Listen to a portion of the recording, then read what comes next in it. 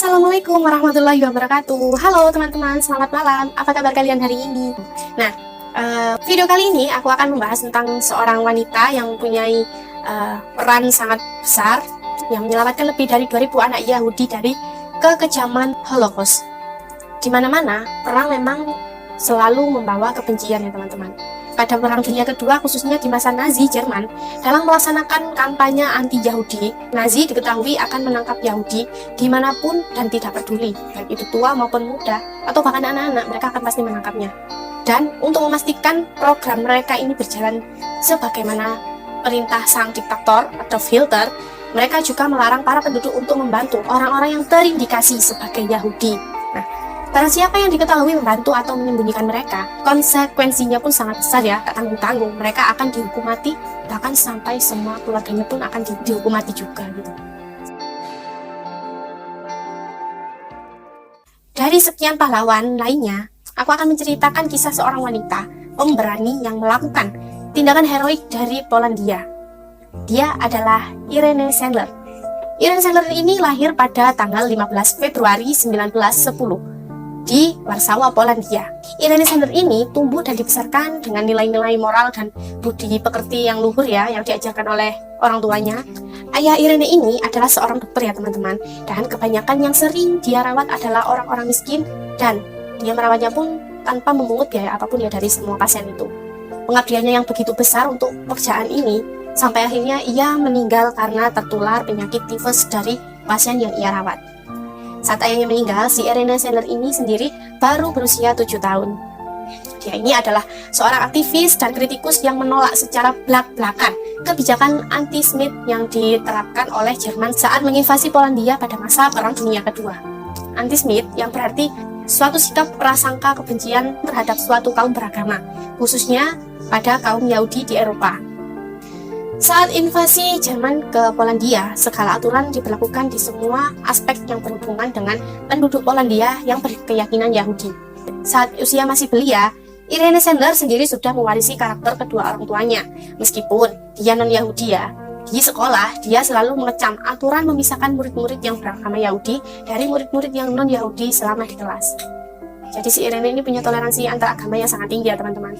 Dia anti banget kalau harus ikut-ikutan membeda-bedakan antar kaum beragama gitu loh.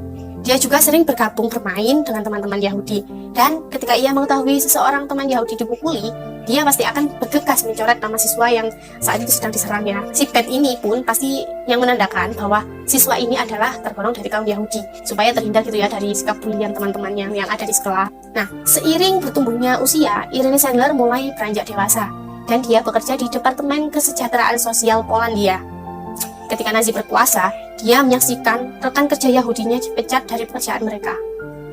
Walaupun mereka sudah bertahun-tahun mengabdi di sana, bahkan lapangan-lapangan kerja mulai dihapus untuk mereka. Dan yang lebih buruknya, seluruh Departemen Kesejahteraan Sosial di Polandia dilarang untuk membantu kehidupan sosial orang Yahudi. Tega ya teman-teman, bahkan sampai sekolah-sekolah juga ditutup untuk anak-anak kaum Yahudi. Mendengar itu, Irene Sendler pun tidak bisa membiarkan dan bersikap diam saja ya. Dia meminta sekelompok rekan kerja yang mendukungnya untuk membuat dokumen palsu atau memasukkan identitas berupa KK ataupun KTP agar bisa membantu keluarga kaum Yahudi. Ide dari si Irene Sendler pun berhasil membantu mereka meski dilakukan secara sembunyi-sembunyi. Dan selama 4 tahun, hampir 3.000 dokumen kartu keluarga telah ia buat. Bahkan ketika Jerman mulai melakukan kampanye besar-besaran anti-Yahudi pada tahun 1941, kala itu diumumkan jika ada seseorang yang terbukti membantu orang Yahudi di Polandia, hukumannya adalah kematian. Irene pun terus melakukannya. Sayangnya, perjuangan pembuatan sampai 3.000 dokumen itu hanyalah secuil saja ya dari populasi penduduk Polandia yang mayoritasnya kebanyakan kaum Yahudi. Dan bagi mereka yang tidak beruntung, mereka harus berakhir dalam ghetto. Nah, apa itu ghetto? Ghetto sendiri adalah tempat tertutup yang terpisah dari kota. Pada masa itu, warga Yahudi dipaksa untuk hidup di dalamnya. Kondisi ghetto di Warsawa begitu padat dan kumuh. Karena pada masa tersebut, masyarakat Yahudi dipaksa untuk hidup kelaparan di dalam ghetto. Pada awal tahun 1943, Sendler mulai ikut bergabung dengan organisasi yang bernama Zegota di kota Warsawa, Polandia. Zegota adalah organisasi bawah tanah dengan misi membantu orang-orang Yahudi untuk melarikan diri agar terhindar dari Holocaust. Bagi yang belum tahu ya, Holocaust adalah pembunuhan massal secara besar-besaran yang dilakukan Nazi Jerman kepada penganut kaum Yahudi. Irene Sandler akhirnya bergabung dengan organisasi Zegota. Dia mendapat bagian menyamar menjadi petugas pengamat kebersihan lingkungan. Dia ini terpilih untuk inspeksi sanitasi di bagian anak-anak kaum Yahudi. Sandler pun mendapatkan izin untuk memasuki ghetto Warsawa.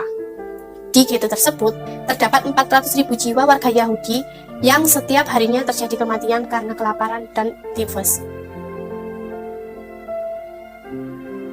Bagi para tentara Jerman, sama sekali tidak peduli dengan kehidupan kaum Yahudi di balik pembatasan ghetto itu. Mereka tidak pernah masuk ke dalam karena takut akan tertularnya berbagai macam penyakit yang ada di dalam sana. Mereka pun khawatir dengan demam menular yang mematikan akan menyebar dari dalam ghetto. Jadi mereka memanggil tenaga medis dan mengizinkan masuk untuk memeriksa gejala tifus tersebut dan mengobatinya. Dengan kedok melakukan inspeksi sanitasi ini, Irene Sandler pun bisa memasuki ghetto, menyelinap secara perlahan, menyelinapkan makanan, obat-obatan, dan berbagai macam pakaian. Tapi dia tidak pergi dengan tangan yang kosong ya teman-teman. Dia pasti keluar dari ghetto sembari membawa bayi dan anak-anak yang masih kecil yang dimasukkan ke dalam kotak styrofoam besar dan koper setiap minggunya. Dia mengingat percakapan yang menyayat batin ketika keluarga yang ada di dalam ghetto melepaskan anak-anak mereka untuk diselundupkan keluar oleh si Irene. Ketika orang tua bertanya pada si Irene, apakah dia menjanjikan bahwa anak-anak mereka akan aman? Si Irene pun hanya bisa menjawab bahwa dia tidak bisa. Dia bahkan tidak tahu apakah dia sendiri akan berhasil keluar dari ghetto hidup-hidup atau tidak untuk kali ini.